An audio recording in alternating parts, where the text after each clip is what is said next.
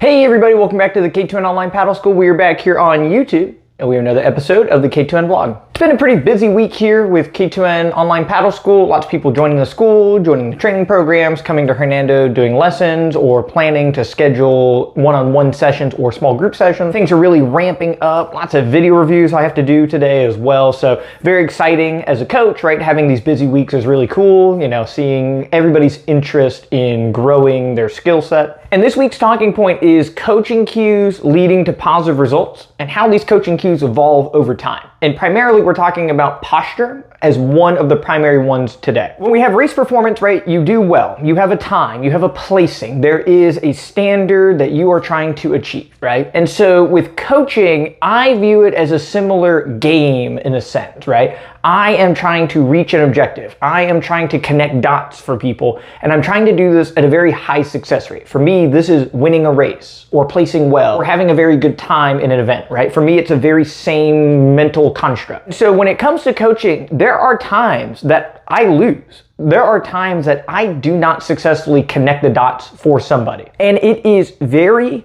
easy at a certain point within any career, in this case a coaching career, where I give a tip to somebody and it works flawlessly. I give the same tip to somebody else and they're looking at me like I'm speaking a different language, right? And it is so easy to dismiss the person that doesn't understand it. You're not paying attention, you don't get it, whatever it is, right? You shift the blame onto this person, and it kind of exonerates yourself from the responsibility of making sure that they understand these ideas. So just like with racing, whenever I lose, right, I want to go back to the drawing board. I want to understand why it didn't work out and what I can do to be better in order to connect these dots or to have a better race performance. So for the example that I'm going to use, this was from a lesson that I had earlier this week. And this is a person that I had coached sometime earlier this year and last year with a similar issue that we were finally able to solve, and it was posturally related. And so having coaching cues leading to these results that we're looking for, there are a lot of ways that we can get to our end objective, right? 1 + 1 = 2. The goal is to get to the number 2. But you can also go 3 - 1 to get to 2, or 2 × 2, or 5 - 3, right? Whatever it is, as long as we get to 2, we have been successful in our endeavor. And so for a lot of people, 1 + 1 = 2 is a very simple pathway, right? But it doesn't work for everybody. And as a coach, you have to start to get a little bit more creative. From the time that I had met them and had this unsuccessful interaction to recently having a successful interaction, I have interacted with a lot of different people. I have had to rephrase a lot of ideas. I have had plenty of time to think about ideas better and understand them for myself. So when we're talking about posture, it's easy to get wrapped up in posture. Shoulder blades together, abdomen expanded, and sitting upright. So I have obtained posture. Now the tricky part is I have to maintain this as I go through range of motions. As I go through my paddling technique, I need to keep these postural cues intact. So you can focus on those cues. But as I found out, the thing that supersedes postural cues is technique cues and muscle memory, right? When paddlers go through motion, the way that they try to go through motion is always going to dominate their body's position, and it will always cancel out posture. So if they have bad technique that puts them here, squeezing their shoulder blades together and expanding their abdomen doesn't solve the problem anymore, because you've introduced a new element that is now more important in this hierarchy. And then the solution was making sure all of the technique cues maintained posture as a predominant function. So as we go through and we rotate at the shoulders, this maintains posture. If I lean forward, this breaks posture. So getting the person to turn first and foremost, this was one crucial piece of the puzzle. As they get into this position, instead of having them drop the blade in the water, drop your torso, reach, whatever these other cues that are instilled into them, because once they got into this position, they have good posture, and then drop, reach, and they go like this, and their posture is broken. So making sure that they understood that getting the blade into the water is a function of the top hand and the shoulder coming across the body this way. This is what buries the blade. this now maintains posture. So it's really interesting because we didn't have to talk about posture at all. We just talked about technique.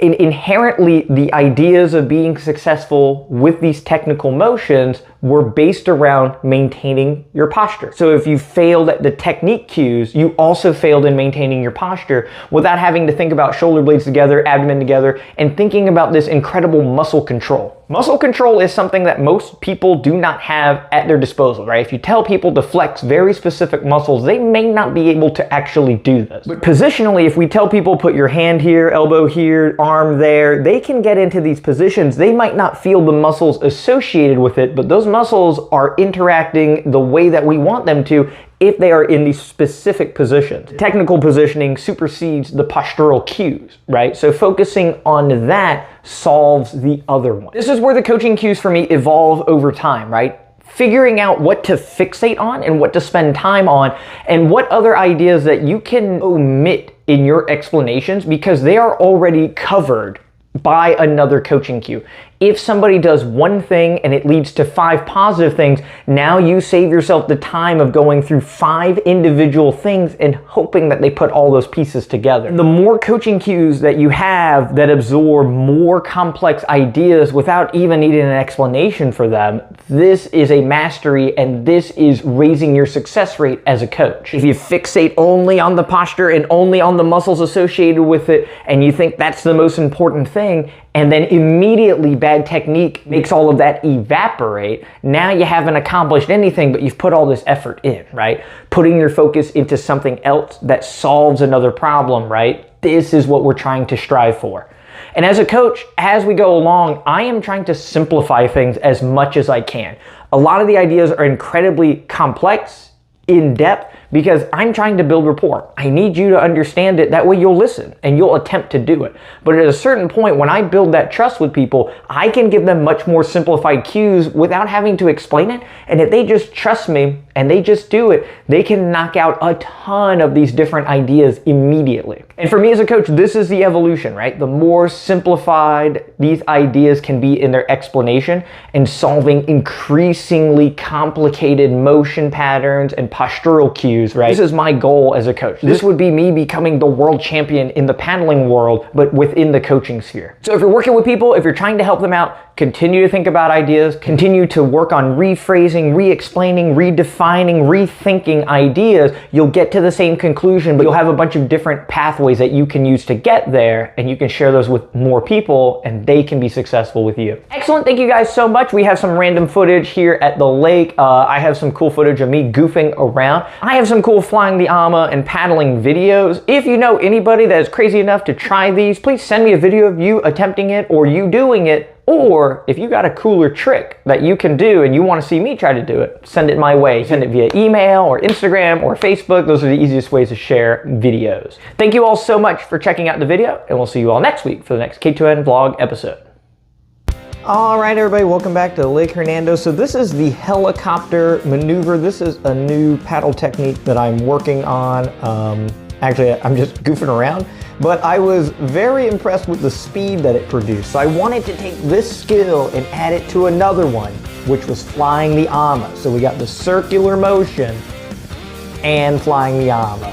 This was so tricky. It took me a half dozen tries to get 5 strokes in a row. That was my goal. There was a couple times I got 3 or 4 strokes. Ooh, and there we go. It's really scary because I use the paddle to brace. So having the paddle up in the air, right, it just puts more force on me to keep the ama up. And this is where I messed up right there. So flipping over wasn't the big issue. It was just shifting my weight back to the left side as the paddle is making that twirl. You can see the frustration building. And overall, just goofing around, giving a little mastery. The little twirly bird helicopter motion is just kind of fun to go through. And I do actually fall one time, but it's technically not a huli. I just fell out of the boat. It's really shallow. At practice, we decided to put the ladies to work. So we got 3 ladies in the boat, 3 guys in the boat, and we had the 3 ladies paddling by themselves for 200 meters. And they're going through, I think they touched 7 miles an hour here for a moment, right there. And average speed was 6 miles an hour with 3 ladies, which is really cool. And with the guys, we did the same exact thing. We got the 3 guys paddling. That'll be when the ladies finish on the next clip.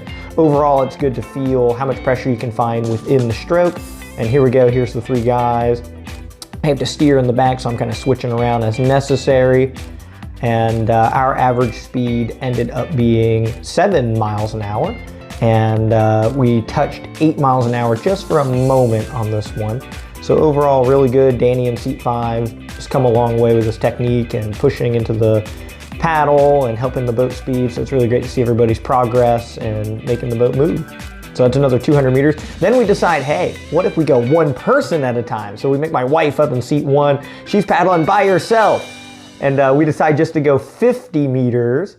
I'm doing some little draw strokes here just to keep the boat steering in a straight line. She ended up averaging 3 miles an hour for 50 meters. And then I'm like, you know what? I need to do it. So I'm in the back here. And again, I got to steer the boat. So I got to switch as necessary. I only get a couple strokes on that side before having to switch again. A lot of left side strokes. And I averaged 4 miles an hour, so just a little bit faster. And then Ray in seat 3 wanted to give it a go. And a lot easier to steer the canoe when he's in the middle there. And it's just so hard, it's just heavy, it's a long boat, 1 person, you know, it's an incredible workout. I don't recommend it. We're just doing it for fun at the end of practice here. And having fun's half the battle. Flying the Yama, the helicopter, and Ray hitting 3.3 miles an hour. Thank you guys so much for checking out the video. And we'll see you all next week for the next episode of the K2N vlog.